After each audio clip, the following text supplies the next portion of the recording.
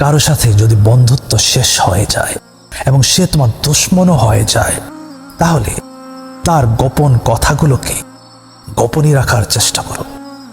এক সময় হয়তো তোমার গভীর বন্ধুত্ব ছিল তার সাথে, তাই সে তোমাকে তার গোপন কথাগুলো তোমাকে আপন ভেবে বিশ্বাস করে তোমার সাথে শেয়ার করেছিল।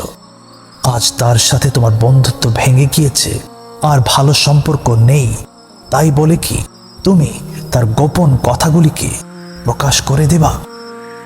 সম্পর্ক ভেঙে যাওয়ার পর কারো গোপন কথা অন্যদের কাছে বলে দেয়া, বিশেষ করে যদি সে তোমার শত্রু হয়ে যায়, তবে তা সাধারণ এবং প্রত্যাশিত। কিন্তু অপ্রত্যাশিত কিছু করার মাধ্যমেই অসাধারণ হওয়া যায়, তাই অসাধারণ হয়ে ওঠো। নবী মুহাম্মদ সাল্লাল্লাহু আলাইহি ওয়াসাল্লাম বলেছেন যে ব্যক্তি অন্যের দোষ গোপন করে, কিয়ামতের দিন আল্লাহ তার নিজের দোষও গোপন করে রাখবেন। সুবহানাল্লাহ। গোপনীয়তা রক্ষা করাকে এক প্রকার আমানত এবং একজন দৃঢ় মুমিনের নিদর্শন হিসেবে গণ্য করা হয়।